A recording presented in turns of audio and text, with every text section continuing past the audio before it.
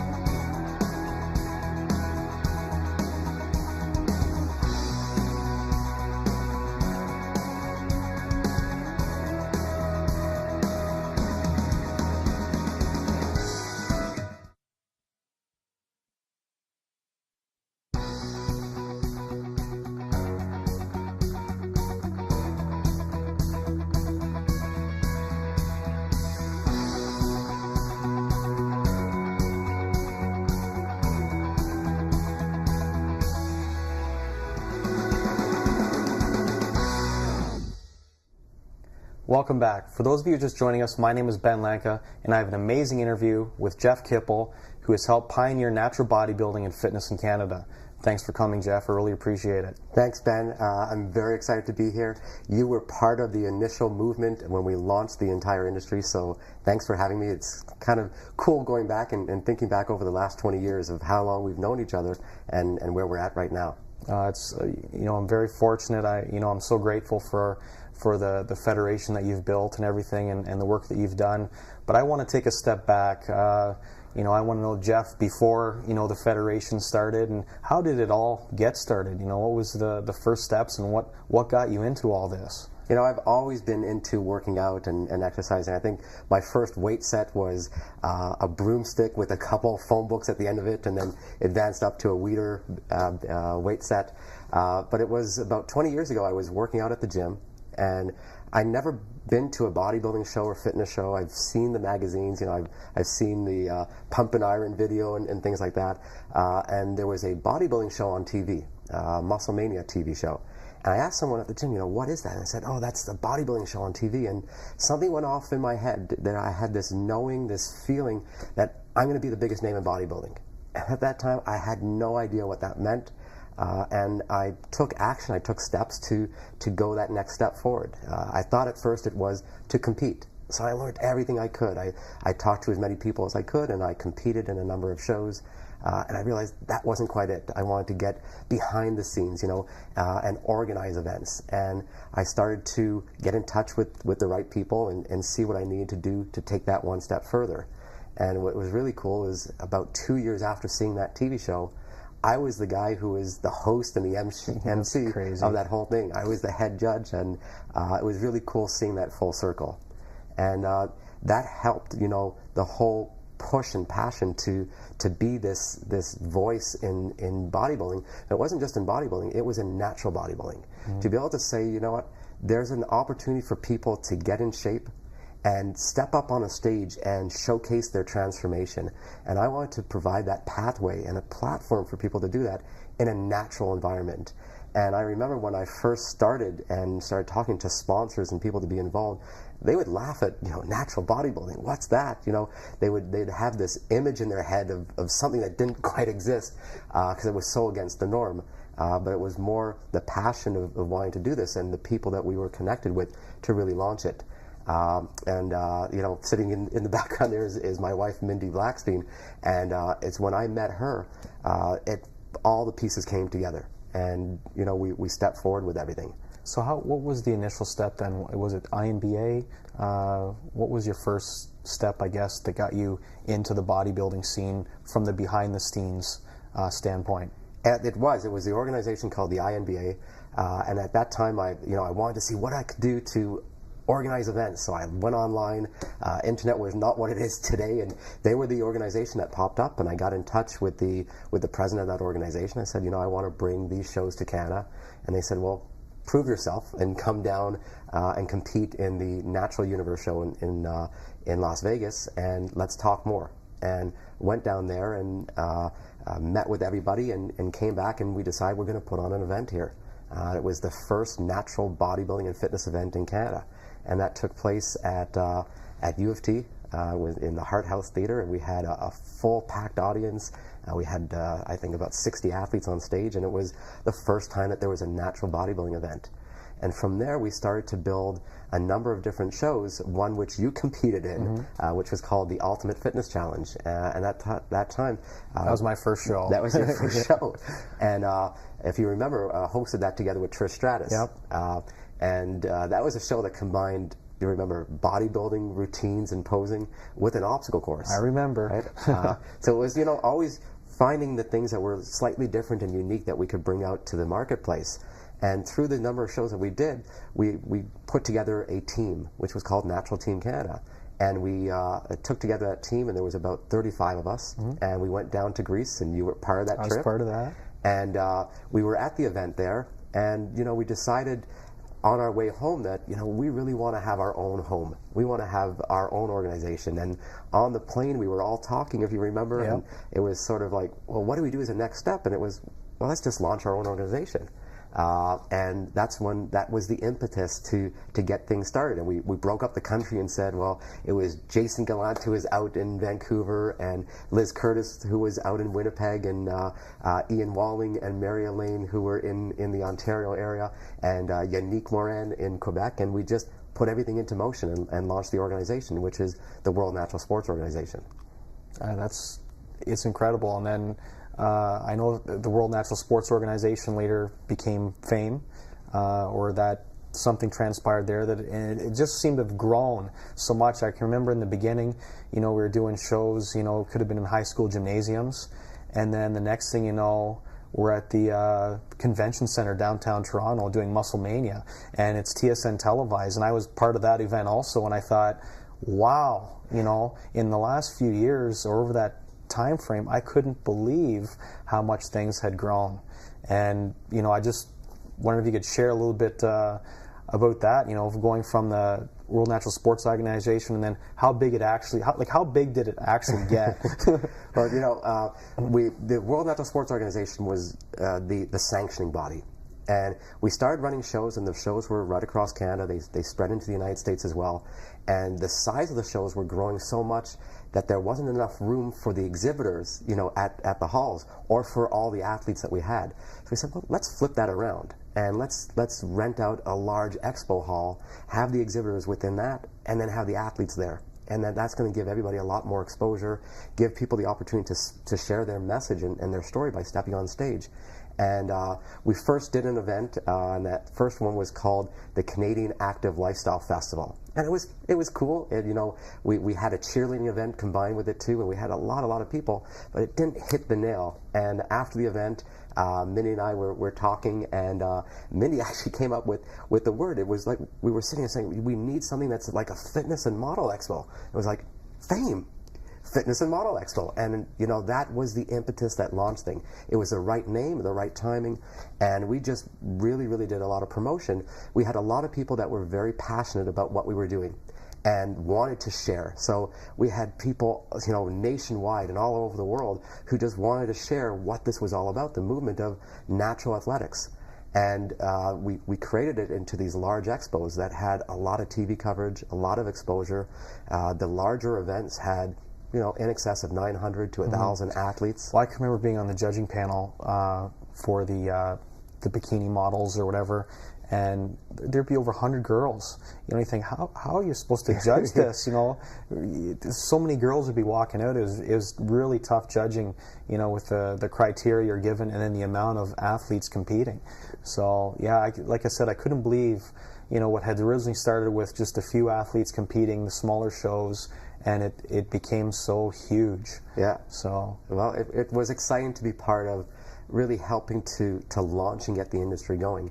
And we took the events that started here in Canada, we took them into the United States, we took them overseas, we produced them into TV shows, expos, and started publishing magazines.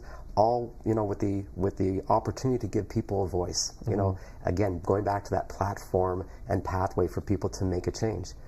To really transform their physique. And it was cool because over the years we helped thousands or inspired thousands and millions of people around the world to make transformation, to take that step forward. No, definitely. It was, like I said in the beginning, it was a huge inspiration to me even to get into bodybuilding, and I don't know where I would have been if those initial shows hadn't have been even available for me to compete in. So it seemed to have opened a doorway.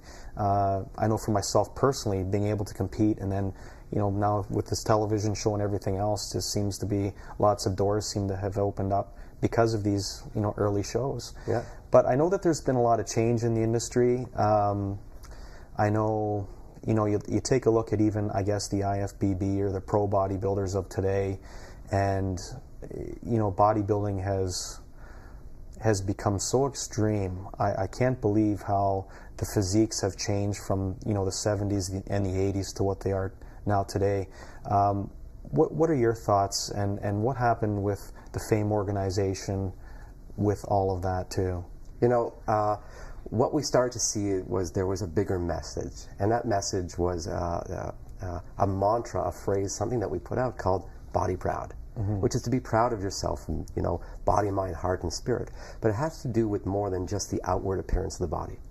And what we were seeing is all these people making amazing transformations, and as soon as you step up on the stage, all of a sudden you're in a competition. And we started seeing that people were valuing their self-worth based on what the judges had to say, when it was really about a celebration of themselves and what they accomplished. So we decided we wanted to step back and look back into the industry and be able to provide something that everyone could be proud about. Everyone could be body proud and step up on that stage and that platform and do it in a way that's going to be about health. So you're talking about the way that physiques have transformed over the period. Well, with people's notion that everything's about the win, people really got themselves ready for these events in a fashion that I'd consider to be not healthy. In fact, when athletes step on stage, they're probably at their most unhealthy level in most cases because of the type of food they were putting in their bodies, the genetically modified food, the processed foods, all these different things and crazy ways that they were doing things, aside from what is very prevalent, which is on the drug side of things. We said, let's do this differently. Let's do it where we give people a platform again and a pathway to transform their physique from the inside out. Let's build this on a nutrient density basis and give people the opportunity to really feel truly body proud and share that message with others. That's amazing. So what are the initiatives that you're taking now then? What makes up this Body Proud step that you're taking? What I realized and what we realized is I wanted to be that biggest name in bodybuilding, but bodybuilding is about body building. It's about building your body, building it naturally, building it from the inside out with the right way, the right path form. And really, we've been very, very strong advocates now on the way to do that. And the way to do that of being free of genetically modified foods and artificial everything. You know, the health world, it produces people that are visible as role models. And I said to be as, because they're not all visible role models because they just don't have the education or the understanding of what to do. But most of the people who are in this field, they're walking billboards. And you know, when you competed, and as you are, and you've just competed again, people I'm sure come up to you and go, wow, you look amazing, what do you do? Well, if you're not armed with the right information, you can't share the right information. And there's this fallacy out there that people who look fit know that information and are healthy. And we want to be out there and be able to help people and give them that platform that they can do it in the right way, learn the right things that they can do, share that message, share the story, share what drives them forward. You know, what is it that sparked you forward? Was it just that you wanted to step on stage and win a trophy? Or let's get really down to what's your story, what's it all about, and what do you want to do with that message? So what is it then, you know, you were talking about nutrient density and everything, you know, definitely from the nutritional standpoint, what are your thoughts and beliefs, I guess, as far as, you know, how do you properly nourish your body? Because like you said, you talk a lot of and it could be trainers, could be competitors, and you know, I have my way of doing things which I'm 100% on side with the same things you believe in. You know, I'm all about nutrient density, preparing for a show. I want to be feeling good the whole time, and you know, I'm always sharing the message of good health. But I know that there's, like I said, other competitors or other athletes that will take a more unhealthy approach and could be misinforming their clients. But what is your approach? Like, what is it that that you stand behind? I stand behind nourishing yourself the right way. You know, we talk about nutrient density, and most people have no clue what that means.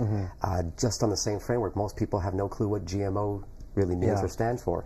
It's giving people the education and actually, do you want to explain what GMO stands for, just so people are watching? Sorry, you're right. GMO stands for genetically modified organism.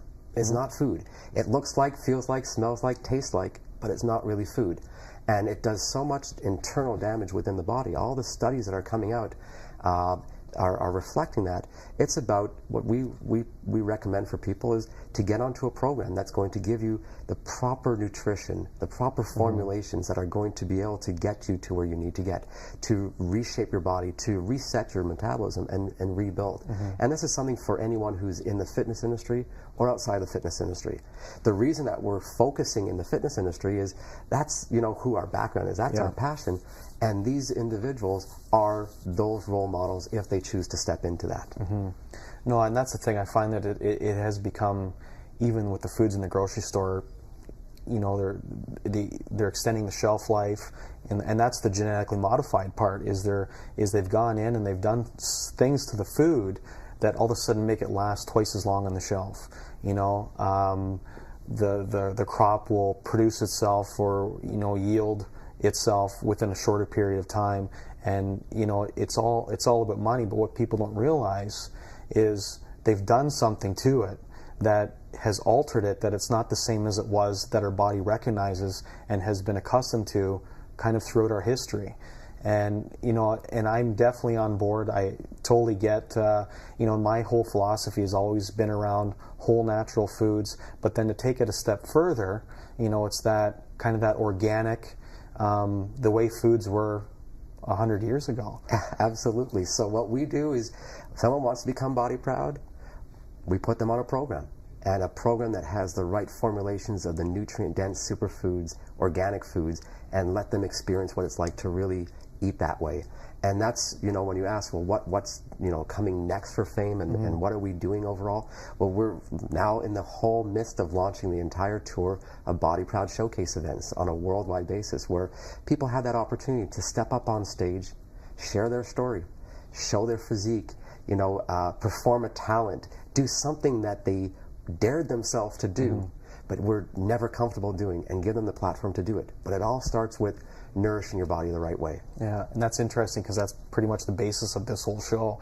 It's all about people transforming their bodies, and our athletes who have done extraordinary things. So definitely, I think we've been on the same page for a long time, even though we haven't been in touch with each other for a lot of years. It seems amazing that we've been stepping in the same direction. Absolutely. And then coming together years later, and we're finding out about what have you been up to, and it's all the same thing. So obviously the vision that we shared all those years ago has stayed the same.